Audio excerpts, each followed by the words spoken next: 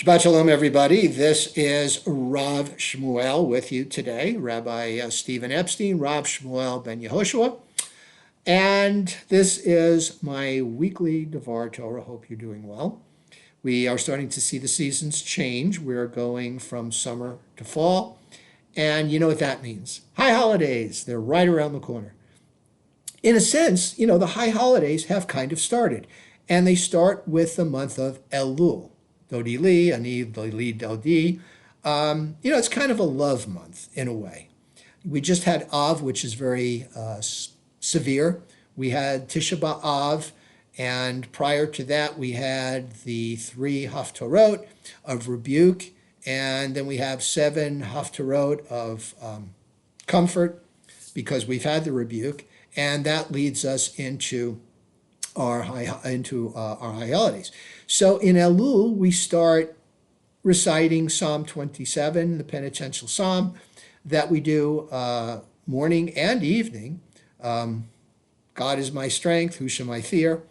And we're starting to think, in terms of how can we be better people? That's really what it's all about. How can we be better people? That's what the high holidays are. New Year's resolution, we take it very seriously. We do that for the entire month of Elul.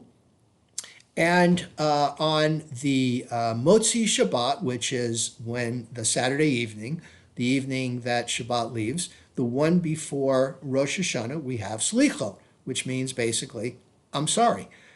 Interestingly enough, it has to be at least more than 3 days prior. So if Rosh Hashanah happens to fall on, say, a Monday or Tuesday, we would do it the week prior, which we're kind of doing because Slichot is September 13th, that evening, and Rosh Hashanah is the 22nd, 23rd of September, so it's a little bit more than a week, and that's why that happens. And the Slichot, again, is really starting to get involved. It's a big lead up. This is a big deal for us. Tishrei is the 7th month.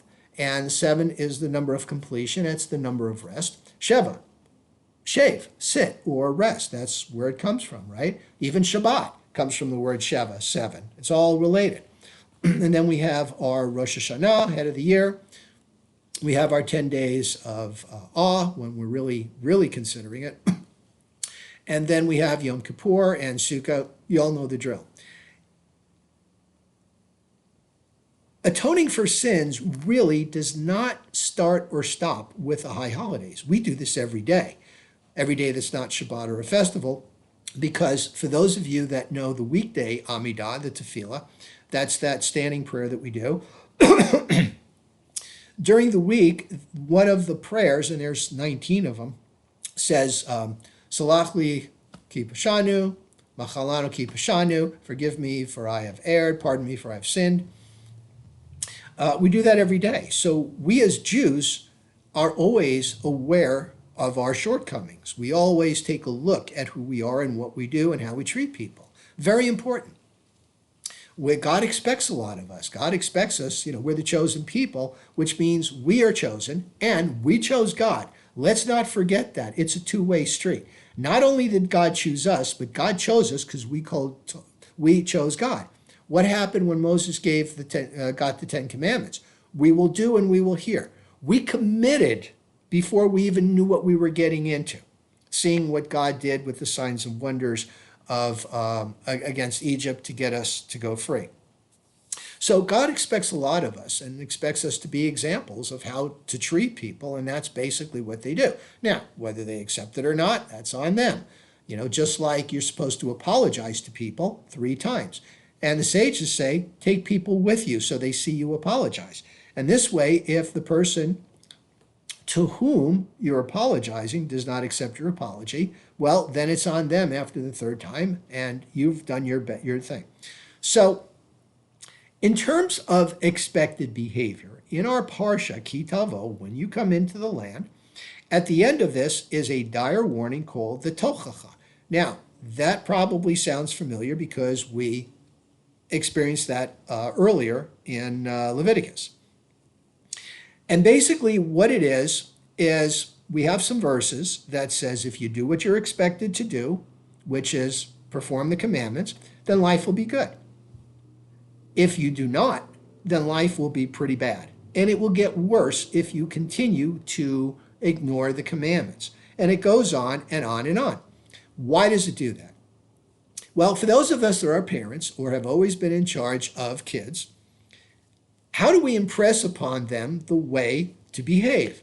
Listen, you come home, you go out to play a little bit, you say this to a kid, you come back, you do your homework, you pay attention in school, you do your grades, and you can go out and play, and maybe you can have a dessert or whatever the reward's going to be.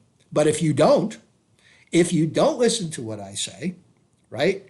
If you don't do your work, then you will be punished, and you will not be able to go out and play, and you will not be able to watch TV, and you will not be able to play video games. I would just go on to impress upon them the dire consequences if they do not do what's expected. Welcome to the Tochacha. So, excuse me. So another thing about the Tochacha is that it's supposed to be said like this, okay? Because the sages are worried that if you say something out loud and you really mean it, it's going to happen. So we whisper some of it, or it's done in a lower tone. Now, the Tochacha has been an example of a lot of controversy. People look at what's gone on with us Jews, us Hebrews, for the last 2,000 years. And they say that's been one big punishment. And they say it is exactly what the Tochacha said. They say that if you do what you're supposed to, then you will lend money to people and not need to borrow. One of you will chase 7. People will try to attack you and they will be turned away. The land will yield its produce, et cetera, et cetera. And that's basically it.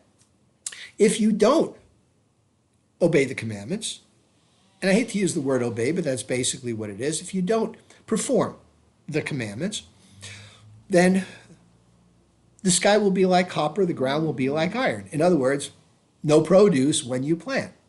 You will build a house and somebody else will live in it. You will betroth a wife and somebody else will have her. All this, and it goes on and on. And people say, well, since that's what's been going on over the last 2,000 years, we've been chased from country to country.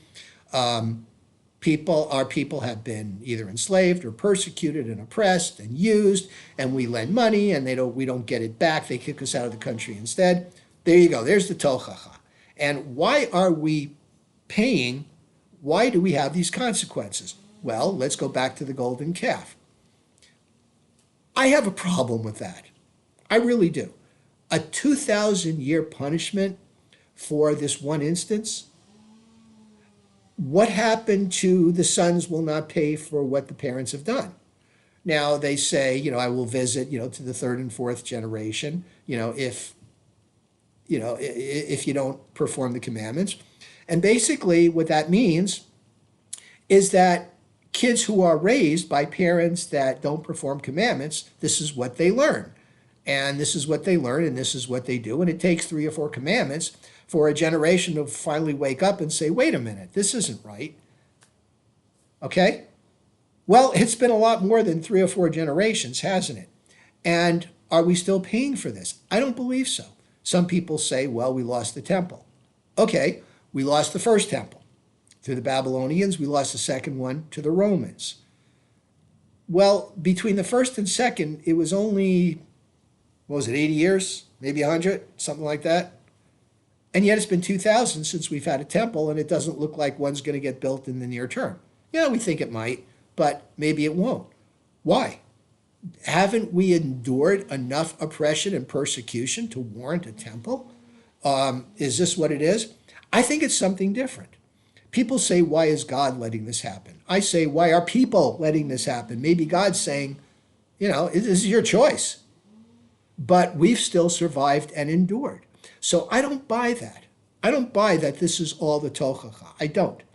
I think maybe it's beyond that. I think this is a warning telling people, Moses telling the Israel, the new generation, you're going into the land, you're going to settle it, you're going to conquer it, and you're going to settle it, and God's going to be with you. For that to continue, make sure that you adhere to Torah, that you perform the commandments, that you're good and you do what you're supposed to do. Did Israel do that? No. We had these kings that got like this ego thing going, and they're like, Torah, whatever. I'm the king. I can do what I want. Look at Solomon. Here's a guy that had all this wisdom, and yet he still messed up. He still thought he was above common sense in Torah, and we found out he wasn't. So there it is. So the important thing is that now we have Israel.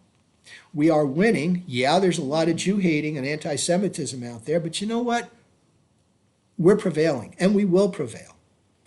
Because we have God on our side, and we have God on our side because we believe in morality and ethics, and we believe in Torah, and that's what's going to be our saving grace. Okay, Shabbat Shalom. Thank you for listening, and we will talk again.